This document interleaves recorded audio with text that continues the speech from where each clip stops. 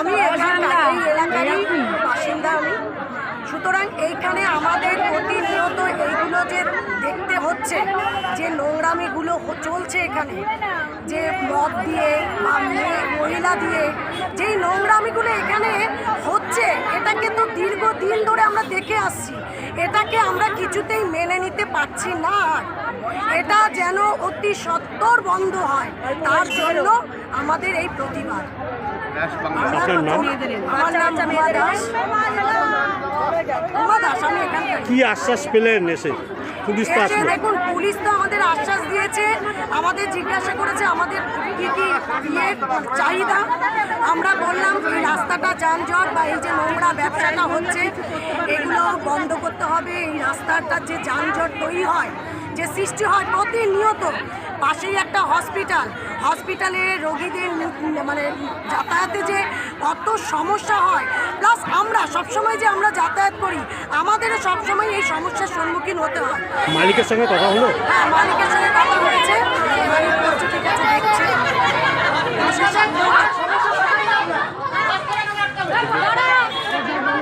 দেখে একটু সাইড দিন। তোমরা যে একটা প্রমাণ দেখাতেও বাজে কিছু হোটেল বন্ধ করবে।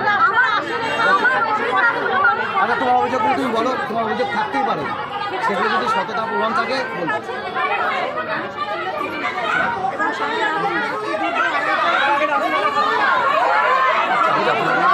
আমি বলছি আমাদের 12টা পর্যন্ত, আচ্ছা ঠিক আছে, আমরা 12টা পর্যন্ত চালাই।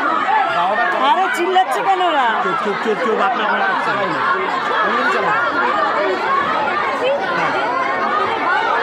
আপনারা এইখানে দেখুন, এই রাজনন্দিনী রেস্টুরেন্ট এবং বারের মালিক গৌর ঘোষ তৃণমূলের মদদে ওই বালু মল্লিককে টাকা খাইয়ে দীর্ঘদিন ধরে প্রতিনিয়ত আমাদের মহিলাদেরকে নিয়ে দেহ ব্যবসার মতন ব্যবসা তিনি রং নিয়ে চালিয়ে গেছেন।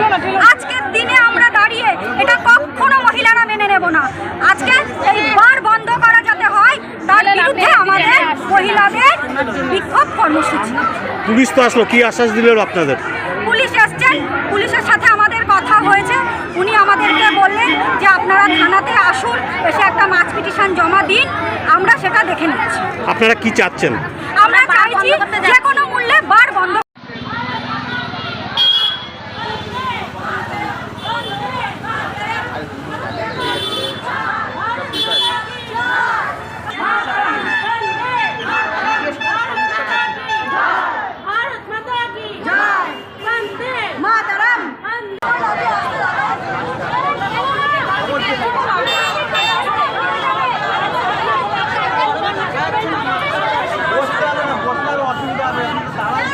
আপনাদেরকে রাজনন্দিনী হোটেলে কিছু মহিলা এসে দেখলাম অবরোধ করলো বা রাস্তায় বসে পড়লো, কি ব্যাপারটা একটু বলবেন?